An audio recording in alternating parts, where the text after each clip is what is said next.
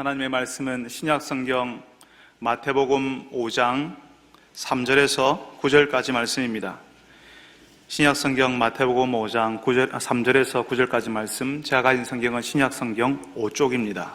신약성경 5쪽 마태복음 5장 3절에서 9절까지 말씀을 저하고 함께 교독하겠습니다. 제가 먼저 3절을 읽습니다. 심령이 가난한 자는 복이 있나니 천국이 그들의 것이며, 애통하는 자는 복이 있나니 그들이 위로를 받을 것이며, 온유한 자는 복이 있나니 그들이 땅을 기업으로 받을 것이며, 의의 주리로 목마른 자는 복이 있나니 그들이 배부를 것이며, 긍휼히 여기는 자는 복이 있나니 그들이 긍휼히 여김을 받을 것이며, 마음이 청결한 자는 복이 있나니 그들이 하나님을 볼 것이며. 같이 읽습니다. 화평하게 하는 자는 복이 있나니 그들이 하나님의 아들이라 일컬음을 받을 것이며. 아멘. 요즘 그런 분들을 잘 찾아보기 힘든데요, 예전에는 술 드시고 길에서 싸우는 분들이 왜 그렇게 많았는지 몰라요. 혀가 꼬인 상태에서 말싸움을 하거나 벽살을 잡고 서로 욕을 하는 분들이 종종 있었습니다. 그러면 이제 정의감에 불타는 말리는 분들도 같이 계셨죠. 자세히 보면 그 말리는 분들도 보통은 술에 취해 계세요. 제정신으로 술 취한 사람들을 말릴 수가 없거든요. 근데 싸움을 말리는 그 사람이 싸움을 말리다가 자기가 화가 나서 같이 싸우는 일도 같이 있었습니다. 두 사람이 싸우다가 말리는 사람에게도 함부로 이야기하거든요. 그러니까 말리는 사람이요, 니 내한테 뭐라 했노? 이렇게 되는 거죠. 같이 덩달아서 흥분해가지고 나중에는 니 몇 살이야? 뭐 이렇게 소리치며 싸우게 되는 겁니다. 싸우는 사람이 왜 나이 이야기를 하는지 모르겠어요. 원래 싸우던 두 사람이 아니라 새로운 싸움이 시작이 되는 겁니다. 부부가 서로 마음이 상하고 불편하면요, 이런 비슷한 싸움이 시작이 됩니다. 이미 마음이 상했으니까 좋은 말이 나올 수가 없죠. 그래도 어쨌든 왜 마음이 상했는지, 왜 마음이 불편한지 이야기를 해야지 그 상황이 해결될 수 있으니까요, 서로 이야기를 하는데요, 이야기를 하면서 마음이 더 상하는 거예요. 당신은 말귀를 못 알아듣는다고 라고 이야기하면 그렇게 말하는 그 사람에게 또 마음이 상해가지고, 그러는 당신은 내 말을 제대로 알아들었냐고 라고 소리를 치게 되죠. 그 소리 치는 게 듣기 싫으니까 고개를 돌려버리고요, 아이고 내가 참아야지 하고 방으로 들어가 버려요. 그러면 상대방은요, 말하다가 들어가니까 무시당한다는 느낌이 들어서요, 방으로 따라 들어와서 왜 나를 무시하냐고 따지는 거죠.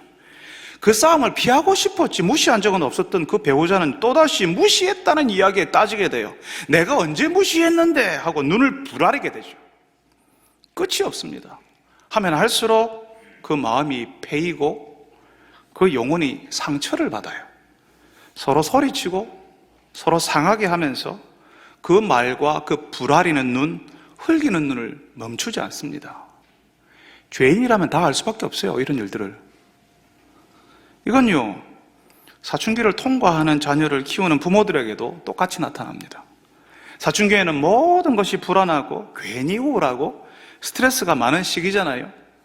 늘 엄마에게 말도 잘하던 그 싹싹하던 우리 아이가 갑자기 말이 없어지고요, 말이 짧아져요.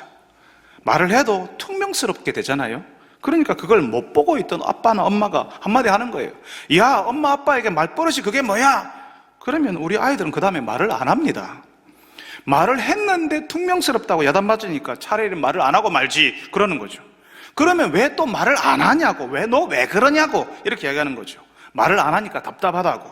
조급한 부모는 화를 내고 회초리를 들기도 하거든요. 그래서 화를 내고 때리는 부모 때문에 이제는 절대로 내 마음의 이야기를 안 해야 되겠다는 결심을 하게 만들어요. 그러니까 부모는요, 너무나도 사랑하는 아들이고 딸인데 이렇게 부모 마음을 몰라주는 그 아이 때문에 자꾸 화가 나는 겁니다. 너무 사랑하니까 그래서 기대했는데 그 사랑, 그 기대에 우리 아이가 못 미친다고 여기니까 그 못 미친다는 그 사실을 내가 받아들이는 게 힘이 들어서 자꾸 화가 나는 거예요. 그래서 자꾸 거친 말이 나오고 거친 행동이 나오고 참지 못하게 되는 거죠. 여러분, 오늘 예수님께서는요, 화평하게 하는 사람이 복이 있다라고 하십니다. 여기서 화평하게 하는 사람이라는 말은 평화를 가져오는 사람, 화해하는 사람을 말하거든요. 모든 상황 속에서 평화를 가져오고 평화를 추구하고 화해하며 사는 사람이 되는 것은 정말 어려운 일입니다. 말씀드렸잖아요. 우리가 경험하는 현실은 사랑해서 결혼한 부부라도 서로 갈등하고요, 부모 자녀 사이에도 서로 속상하고요, 내가 원하는 대로 하지 않으면 미운 마음이 들어버려요. 평화를 시도하고 화해를 해보려고 좋은 말로 다가갔는데 상대편에서 거친 말을 받아 반응을 해버리면요, 그냥 다 깨져버리는 거죠. 이 내한테 뭐라 했노? 하면서 마음을 닫아버리고 같이 싸워버리는 겁니다. 주변에 보면 언제나 싸우는 사람들이 있어요. 언제나 언성을 높이고 자신의 생각대로 되지 않으면 화를 내는 분들이 계십니다. 이렇게 싸우는 사람들은 늘 주변 사람들을 불안하게 만들고 긴장하게 만들어요.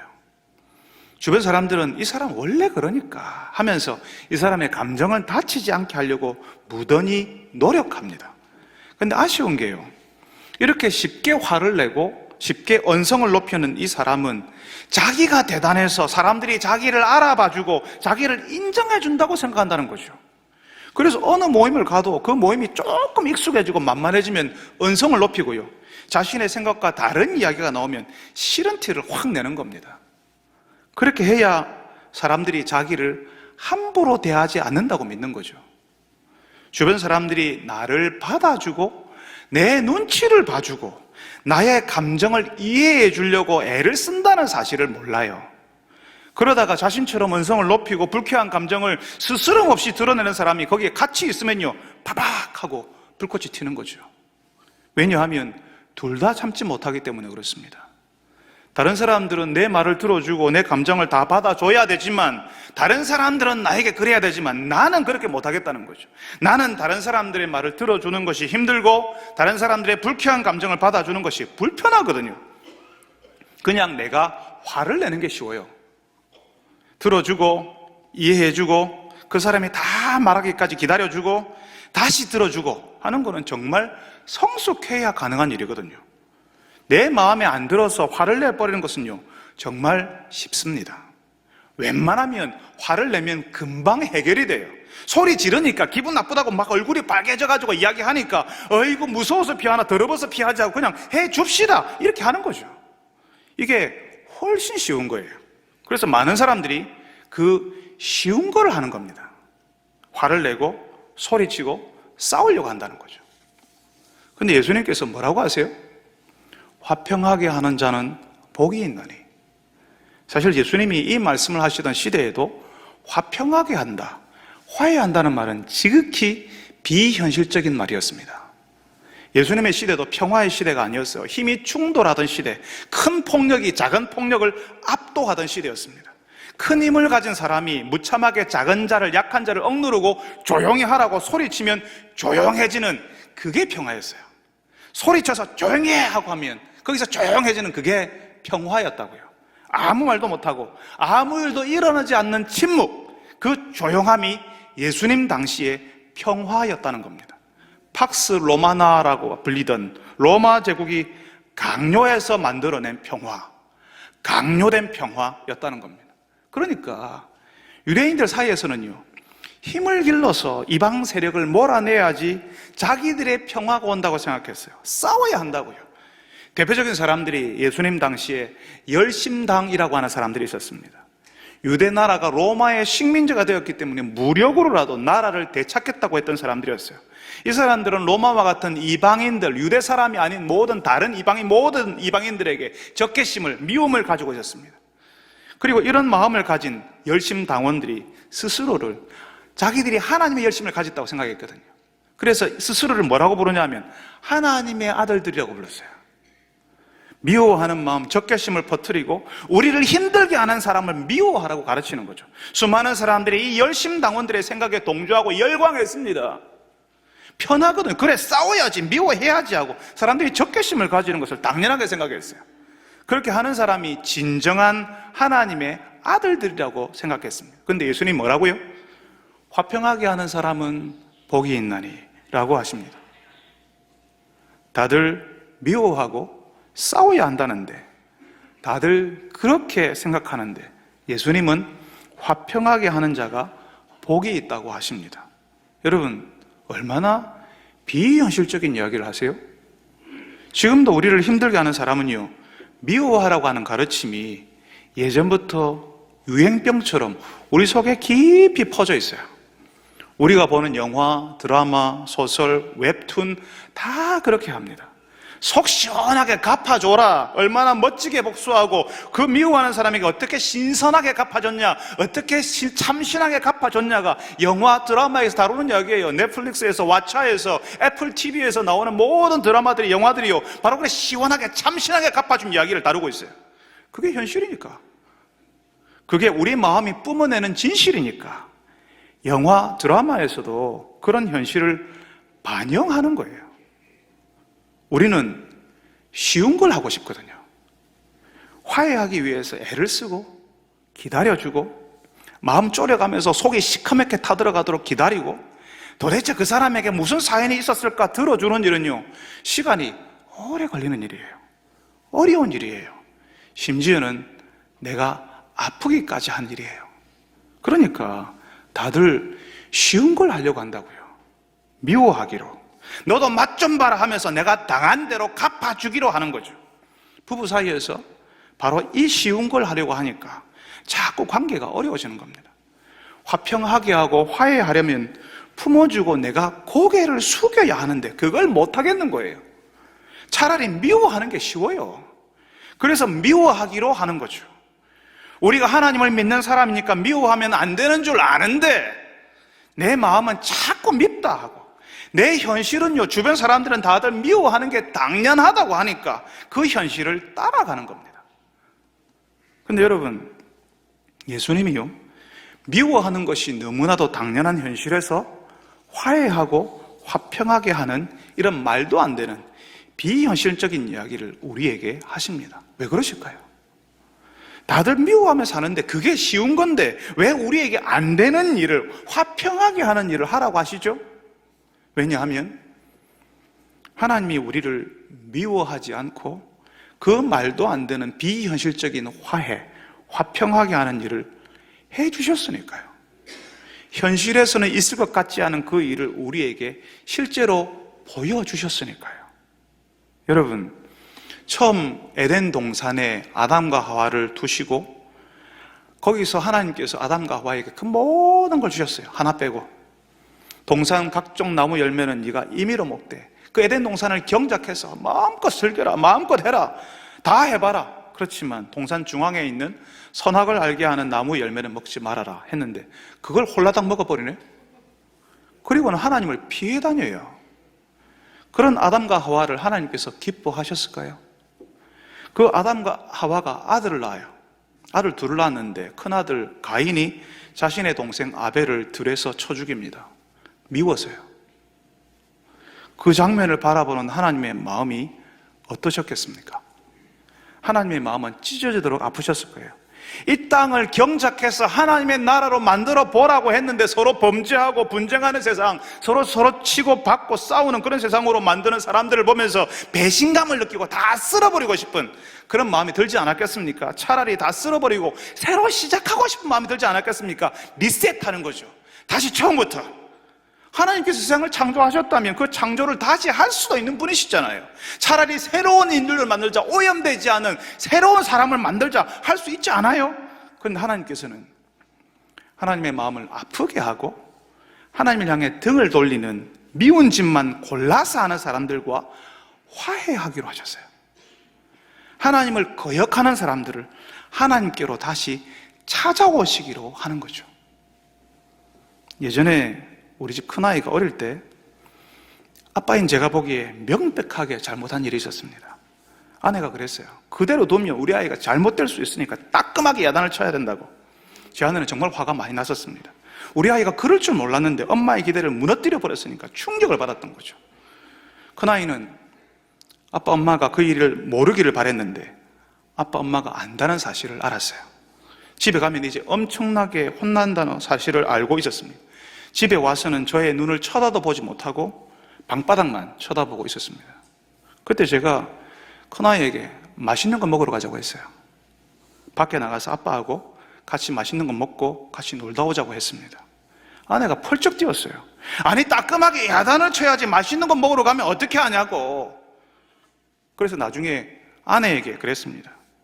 제가 큰아이에게 은혜를 알려주고 싶었다고요. 하나님이 우리에게 부어주신 그 은혜를 이 아이에게도 보여주고 싶었다고요. 큰아이는 저하고 눈도 마주치지 못했습니다. 아빠가 원하지 않는 일을 했으니 아빠가 자신을 미워하고 야단칠 거라고 생각했던 거죠. 저에게 가까이 오지도 못했습니다. 그래서 아빠인 제가 다시 예전 아들과의 좋은 관계를 회복하기 위해서 화해의 선물을 준비하는 거죠. 아이가 좋아하는 것을 사주거나 아이가 좋아하는 음식을 먹으러 가는 겁니다. 잘못은 큰아이가 했는데 아빠가 먼저 화해하자고 손을 내미는 거죠. 왜? 더 사랑하니까. 아이보다 더 아빠와 아들과의 관계가 깨어지는 것을 원하지 않으니까, 그 관계가 깨어진 것을 더 힘들어하니까요. 여러분, 화해는 잘못한 사람이 하자고 하는 게 아닙니다. 화해는 더 사랑하는 사람, 그 관계를 더 귀히 여기는 사람이 먼저 손을 내미는 겁니다. 그래서 미워하면 화해할 수 없습니다. 하나님께서 우리를 미워하시면 하나님의 아들 예수님을 십자가에 어떻게 죽도록 하셨겠습니까? 우리를 미워하시는 것이 아니라 우리를 너무 사랑하시니까, 그래서 우리를 다시 찾고 싶으시니까 우리가 받아야 될 벌을 예수님이 대신 받도록 하시는 거죠. 다시 말씀드릴게요. 미워하면 화해할 수 없습니다. 예수님께서 자신을 배신한 제자들이 있었죠. 팔았어요. 다른 제자들은 다 예수님을 버리고 도망갔어요. 그 제자들이 미워서 원통하고 분해서 십자가에서 그 사람들의 그 제자들을 저주했습니까? 예수님을 하나님의 아들로 알아보지 못하고 십자가에 달아버린 그 사람들을 두고 보자고 이를 갈면서 두려운 말을 십자가에서 퍼부었습니까? 예수님께서는요, 하나님 아버지께 저 사람들 용서해 주십시오, 자기들이 무슨 일을 하고 있는지 모릅니다, 이렇게 이야기합니다. 미워하면 화해할 수 없습니다. 하나님께서 우리를 사랑하시기 때문에 우리와 화해하러 오셨어요. 역지사지라는 말이 있죠. 그 사람의 입장에 되어본다, 그 사람의 입장에서 생각해 본다는 말입니다. 미국 사람들은 그 사람의 신발을 신어본다고 표현해요. 하나님께서 사람이 되셔서 우리의 입장이 되어주시는 거예요. 우리를 이해하시는 거죠. 우리가 얼마나 약한지, 우리가 얼마나 못났는지, 우리가 얼마나 부족한지 그걸 경험해 보시는 거죠. 우리를 이해하시려고 우리의 신발을 신어보시는 거죠. 화해는 그 사람의 입장이 되어보는 데서, 그 사람을 이해하는 데서 시작하는 겁니다. 그리고 우리를 화해하기 위해서요, 엄청난 선물을 준비하시는 거죠. 하나님의 아들이 십자가에서 죽으시는 겁니다. 하나님이 죽는 것이 말이 안 되는데, 하나님이 사람이 되는 것도 말이 안 되는데, 사람들이 다시 하나님과 평화를 누리도록 화해하시도록 하기 위해서 사람들이 상상할 수 없는 희생, 대가를 하나님이 치르시는 겁니다. 남편을 미워하고, 아내를 미워하고, 나를 힘들게 하는 사람 더 미워하고, 내 형편을 미워하고, 이 세상을 미워하고 있는 나를 사랑하셔서 나를 미움의 사람이 아니라 화해의 사람, 은혜의 사람으로 만들고 싶으셔서 하나님이 우리를 찾아오시고 우리와 화해하시는 겁니다. 여러분, 누가 화평하게 하는 사람이 될 수 있습니까? 바로 하나님이 우리에게 허락하신 그 화해, 그 화평, 평화를 아는 사람이 화평하게 하는 사람, 화해하는 사람이 될 수 있습니다. 하나님과 우리 사이에 막혀있는 담이, 하나님의 얼굴을 똑바로 쳐다보지도 못하게 만들었던 우리의 그 죄의 담을 예수님이 헐어버리고 무너뜨려 버리셨어요. 십자가에서 다 걷어버렸었습니다. 우리 대신 형벌을 받으셨어요. 그래서 하나님과 우리 사이에 담이 허물어지는 거죠. 이제는 우리가 하나님의 얼굴을 볼 수 있는 거죠. 그는 우리의 화평인지라, 에베소서 4장 12절에 2장 14절에 이렇게 이야기합니다. 둘로 하나를 만드사 원수된 것 곧 중간에 막힌 담을 자기 육체로 허시고 라고 이야기하죠. 그래서 예수님을 믿는 사람에게 용서가 있는 거예요. 하나님이 우리 죄를 용서하시고 우리와 화해하시기 위해서 예수님을 보내셨기 때문에 그렇습니다. 예수님의 십자가 위에서 우리는 용서받고 하나님께로 갈 수 있게 된 거죠. 예수님의 십자가 때문에 하나님과 우리 사이에 화해가 일어나게 된 겁니다. 그럼 여러분, 그래서 누가 화평하게 되는 사람이 될 수 있죠? 바로 이 하나님을, 사랑을 아는 사람. 하나님을 몰랐고 하나님을 우습게 여겼고 하나님이 원하시는 것이라고는 하나도 해보지 않았던 우리를 미워하지 않고 사랑해 주신 것을 알게 된 그 사람이 화해자가 되는 겁니다. 우리와 화해하시겠다고, 화해의 선물로 예수님을 내어주신 그 사랑 때문에 내 자신이, 내 옛날이 무너져 버린 것을 경험해 본 사람이 화평하게 하는 사람, 화해자가 되는 겁니다. 우리는 하나님 대신에 나를 가려주는 담이나 벽들을 많이 쌓아놓고 살거든요. 하나님 없이 내가 옳다고 생각했던 모든 것들, 하나님 없이 잘 살 수 있다고 생각했던 그 교만과 고집 사이에 우리가 다 숨어 있어요. 근데 바로 내가 생각했던 그 교만, 내 생각, 내 계획, 내가 옳다고 생각했던 그 가치, 이런 것들이 쏟아져 내리고 무너져 내려야 하나님 앞에서 내가 얼마나 부끄러운 존재인지를 알아야, 돈 좀 있다고 어깨에 힘 좀 주고 남들이 조금 부러워하는 자리에 올랐다고 나는 이런 사람인데, 나는 이런 학교 출신인데 하는 것이 하나님 앞에서 얼마나 부끄럽고 어리석은 일인지를 알아야 자신을 자랑하고 자신이 옳다고 자기 목소리를 높이는 곳에는 절대로 화해가 있을 수 없다는 사실을 알아야 화해가 일어납니다. 자신이 옳다고 자기를 자랑하고 자기 목소리를 높이는 곳에서는 절대로 화해가 일어날 수 없습니다. 화평이 아니라 힘에 눌린 사람들의 침묵이 있는 거예요. 웃음도 없고 따뜻한 마음의 소통도 없이 그냥 조용히 있는 겁니다. 침묵하는 거죠. 사람들이 하나님 대신에 자기를 숨기기 위해서 하나님의 눈을 피해서 살잖아요. 자기 위에, 자기 주변에 벽과 담을 하나씩 벽돌로 쌓아 올립니다. 자기를 숨기기 위해서. 그리고 그 벽 사이에 조그만 창을 냈고 그 창으로 사람들을 만나죠. 벽 사이에 숨어서, 담 사이에 숨어서 자신의 출신 학교, 자신의 지금 가지고 있는 그런 지위, 자신의 얼마나 높이가 있는지, 자신이 어떤 아파트에 살고 있는지, 자신이 어떤 차를 타고 있는지, 그걸로 사람들을 판단하고 거기서 사람들을 만나요. 거기서 자기가 숨어 있어요. 자신의 명예, 자기의 자존심, 자신의 학력, 자신의 출신, 자신의 지위, 자신의 재물 뒤에 딱 숨어서, 그래서 거기서 사람을 만나는 거죠. 그 벽이, 그 담이 허물어지지 않으면 우리가 하나님께서 우리에게 하신 것처럼 다른 사람과 화해할 수가 없어요. 그 담이 무너지셔야 하지만 우리에게 다른 세상이, 다른 관계가 일어나기 시작한다고요. 완전히 벽이 허물어져서 숨길 것이 없어진 사람, 자신이 아무것도 아니라는 것을 발견한 사람이 화해자가 되는 겁니다. 하나님과 벽이 허물어진 사람은 다른 사람과의 벽도 허물어질 수 있는 거죠. 신약 성경에는 그렇게 자신이 허물어진 한 사람이 나와요. 바울이라고 하는 사람인데요, 이 사람 예수님을 미워했던 사람이었어요. 그런데 예수님을 만날 때 3일 금식을 했습니다. 강제로. 아마 아무것도 먹을 수 없었을 거예요. 예수님을 미워했고 예수 믿는 사람들을 철저하게 미워하면서 그 사람들을 잡으러 다녔거든요. 그렇게 하는 게 옳다고 생각했어요. 그런데 자신이 그렇게 미워했던 예수님을 덜컥 만났네? 그것도 빛으로 오신 그리스도, 하나님의 아들이라는 사실을 확실하게 알 수 있는 방식으로 그렇게 예수님을 만나고 나니까 자기가 도대체 무슨 짓을 했는지, 어떻게 살았는지가 알게 되는 거죠. 얼마나 충격이었겠습니까? 더 충격적인 것은요, 자신이 그렇게 예수님을 미워했는데 그 예수님은 자기를 미워하지 않더라는 거죠. 자신이 예수님을 만나려고도 하지 않았는데 예수님이 어느 순간 바울이 가는 길에 들어와서 바울의 인생, 바울의 생각, 바울의 계획, 이 모든 것들을 허물어 버리셨어요. 바울에게 기회를 주시고 바울이 미움의 사람이 아니라 은혜의 사람, 화해의 사람이 되게 하셨습니다. 그 후로 바울은요, 사도라고 하는 이름으로 불리면서 이제 사도 바울이 다른 사람들에게, 많은 각지의 여러 성도들에게 은혜와 평강을 전하는 사람이 됩니다. 평화를 말하는 사람, 화평, 화해를 말하는 사람이 돼요. 사도 바울이 쓴 편지들이 우리 신약 성경에 기록이 되어 있는데 그 편지들, 갈라디아서, 로마서, 데살로니가 전후서, 고린도 전후서, 이런 편지들을 읽어보면요, 그 편지들마다 은혜와 평강이 너희에게 있을지어다 라고 문언합니다. 여러분, 우리는 우리 속에 일어나는 이 미움을 어떻게 할 수가 없어요. 그런데 우리를 향한 하나님 아버지의 그 말도 안 되는 비현실적인 사랑, 그 은혜를 알기 시작하면요, 우리가 쌓아 올렸던 그 자존심의 벽, 그 담들이 허물어지기 시작하면요, 이상하게 우리 속에 일던 그 미움이 사그라들고 그 사람을 받아주고 들어주고 기다려주는 일이 벌어지게 되는 겁니다.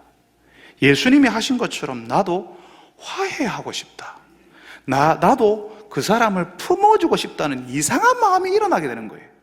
하나님 앞에서 내 자존심, 너무나도 꼿꼿했던 내 옛날 모습이 허물어질 때, 하나님 없이 살던 내 자랑이 무너져 내릴 때 나는 비로소 온유한 자로 화해를 청할 수 있게 되는 겁니다.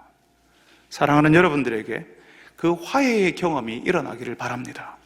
하나님 앞에서 세웠던 내 자존심의 벽, 내 악한 죄의 벽, 나를 가리고 싶었던 내 옛날 기여의 벽들이 다 허물어지고 하나님의 화해의 선물 예수 그리스도를 받아들이는 분들이 되시길 바랍니다. 그래서 세월과 함께 화해를 청할 줄 아는 사람, 여러 사람들을 품어주고 받아주는 화평의 사람이 되시기를 바랍니다.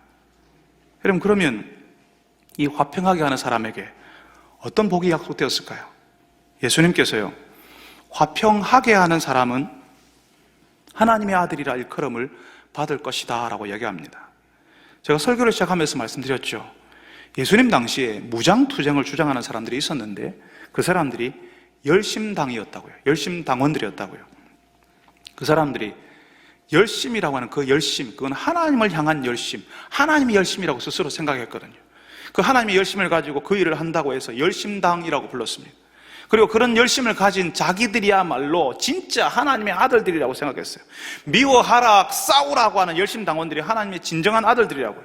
그런데 예수님이 아니야, 화평하게 하는 사람들이 하나님의 아들들이야 라고 말씀하십니다. 더 정확하게는 하나님의 아들이라 일컬음을 받을 것이요 라고 되어 있습니다. 무슨 말이냐 하면 하나님이 네가 내 아들이야, 네가 진짜 진짜 하나님의 아들이라고 이렇게 불러주시고 인정해 주신다는 거죠. 사실 우리가 예수님을 믿는 순간 어둠의 권세에서 생명의 나라로 바로 옮겨집니다. 우리 호적이 바뀌는 거예요. 새롭게 출생하는 거죠. 그런데 출생은 했지만 출생하자마자 사람의 역할을 하는 건 아니잖아요. 우리가 이미 영적인 출생으로 하나님의 자녀들이 된 건 맞지만 우리가 화평하게 하는 일을 할 때에, 다른 사람과 화해할 때에, 다른 사람과 화해시키는 일, 그 일을 할 때에 하나님께서 우리를 대견하게 여기면서 야, 네가 진짜 내 아들이네, 정말로 내 아들 맞네, 나를 닮은 아들이네, 이렇게 하신다는 겁니다.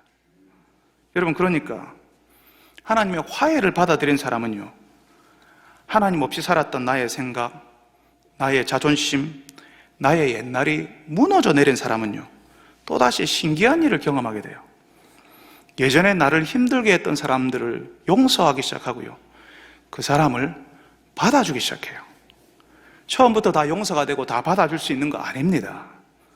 하나님의 은혜를 알면 알수록, 하나님이 우리를 위해서 치루신 그 대가, 그 희생, 그 십자가를 알면 알수록 나를 힘들게 했던 사람들을 받아주는 것이 점점 편안해지는 겁니다. 나를 힘들게 했던 며느리를 받아주고, 며느리는 그 시어머니를 받아주고 감사하기 시작하는 거죠. 남편은 아내는 남편을 향한 용서와 감사가 일어나요. 이상하게 그 사람을 향한 긍휼의 마음이 내 속에서 일어나는 것을 경험하는 겁니다. 가정에서 홀로 예수 믿는 아내들이 그렇게 오랜 세월을 계속 남편을 위해 기도하고 기다릴 수 있었던 이유가 바로 이것 때문입니다. 하나님의 사랑 앞에서 내가 무너지는 것을 경험하니까 신기하게도 남편을 향해서 남편이 다르게 보이는 거죠. 남편을 향한 긍휼의 마음이 일어나기 시작하는 겁니다. 그리고 그 남편을 참아주고 기다려주는 거죠. 소리치고 화를 내지 않게 됩니다. 결정적으로 미운 마음이 사라지고 오히려 긍휼히 여기는 마음이 찾아오기 때문에 그래요. 사춘기를 지나는 자녀들을 대할 때도 똑같은 일이 벌어집니다. 그 아이들의 아픔이 보이고요, 그 자녀들을 충분히 품어주지 못한 부모인 나의 모자람이 크게 보이기 시작할 겁니다. 그래서 자녀들에게 미안하다 하고 자녀들을 품어주기 위해서 애쓰기 시작할 겁니다. 나를 힘들게 하던 사람들을 바라보는 눈이 바뀌고요, 그 사람들을 대하는 마음이 바뀌어요. 그렇지만 여러분, 이렇게 되는 것은 우리가 하나님을 받아들이는 것처럼, 하나님의 사랑을 알게 되는 것처럼 세월이 필요하고 오래 걸리는 일입니다. 사실 저는 오랫동안 정말 이해되지 않는 사람이 있었어요.